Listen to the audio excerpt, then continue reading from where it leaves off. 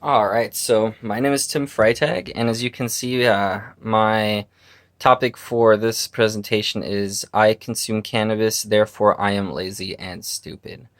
I actually have to trim down the videos a little bit because the last one was ended up being 15 minutes, which I feel like is a little bit too much, but I'm gonna try to be more concise.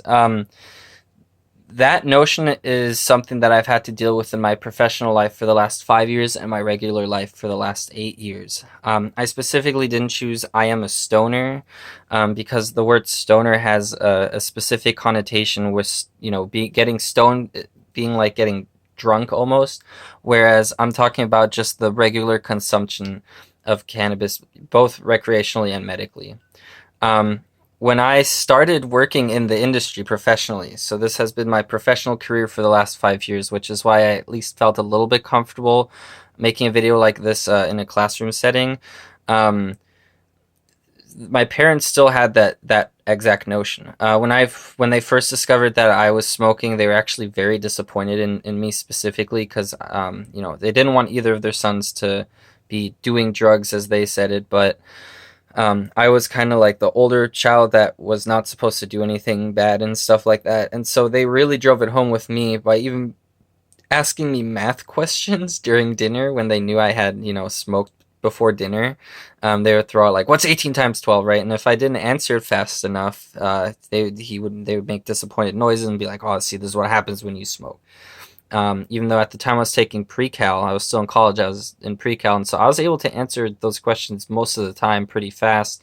But that was never acknowledged. It was only acknowledged whenever I couldn't answer a question fast enough.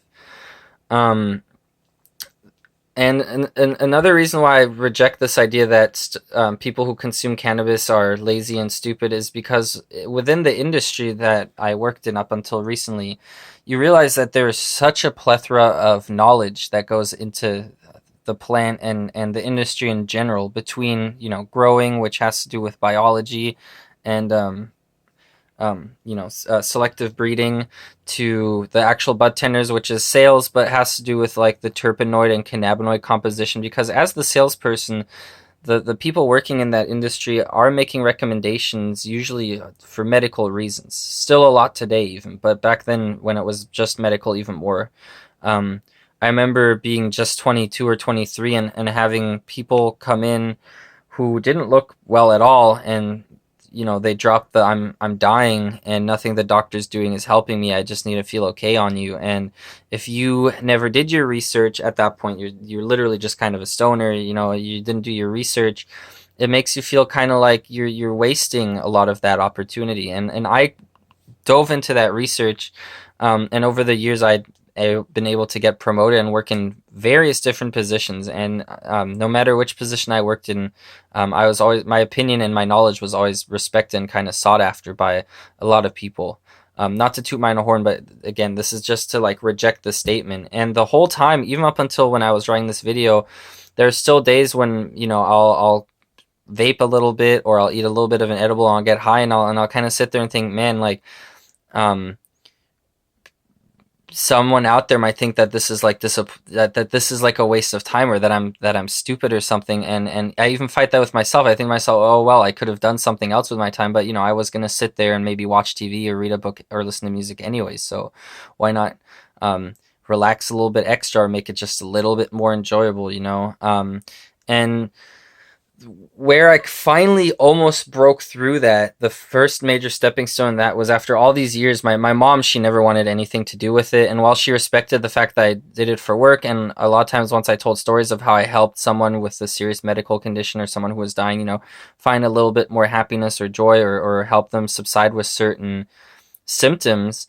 At one point when her knee was hurting and she was having sleeping problems, the her doctor prescribed her some medication that was giving her really bad side effects, and she asked me for recommendations on CBD, which, not to get too technical, but that's a non-psychoactive cannabinoid. So there's no high associated with it. It's literally just for inflammation and anxiety and stuff like that. And so she asked me about it, and after telling me a little bit about medical stuff related to her, which is already a very personal, thing to talk about.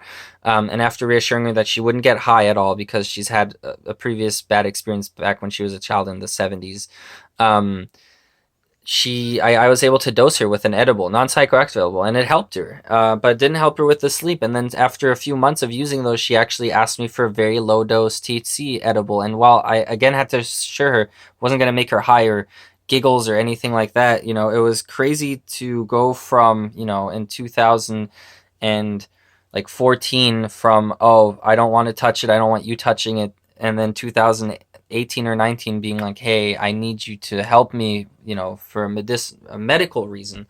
And her trusting me enough to take that was a huge step that showed me that being, you know, or consume, I was almost going to say being a stoner, consuming cannabis, um, doesn't make you stupid. It can actually lead you to become smarter if it's something that you enjoy so much that it's worth looking into, because there's so much to the chemistry and the bioavailability and how it's digested or how your body metabolizes it and stuff like that. There's so much information that you could, you know, even within cannabis, there's a lot of branches, like extraction, right? Where it's which chemicals do you use and how do you purge them and how do you make something that's a soluble product, and all this other, you know, I could just go into it. And it was crazy to me to go from, you know, someone who thought that I was possibly going to turn out lazy or stupid or be a failure to them asking me about this knowledge to help them, really solidified the fact to me that cannabis is not a reason why I would end up being stupid or a failure. And while I did leave the industry, so for me now, it's not something that I deal with on that level anymore, because it doesn't involve my professional life.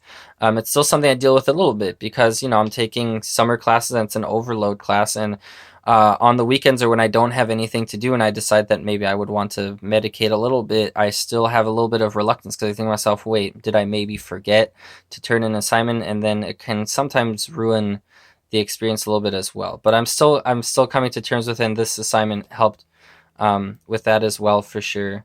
And the one more thing I want to address, and this made the last video a little bit long. I'm kind of going to go through this. I'm not here to try to glorify or push an agenda about cannabis. I do want to talk about that, just like any other drug, like same thing with alcohol, or I mean, you could even say coffee, but coffee's not going to ruin your life. But alcohol, and cigarettes to some extent, it does have an addiction to it. It's going to be similar to cigarettes, where you're most likely not going to end up spending your last dollar on some weed instead of getting food or buying rent. But with alcohol, that's a real problem, you know. And with cannabis, it could also get there, and you could become lazy. It does make people okay with not doing anything or being bored or doing something else completely, and a lot of it has to do with self-control. So I don't want to sit here and say that you can smoke as much or consume as much cannabis as you want and it's not going to make you lazy or stupid. There's a chance it will, but in my case, I'm saying that, at least, especially not for everyone, and in my case, you know, consuming cannabis doesn't make you lazy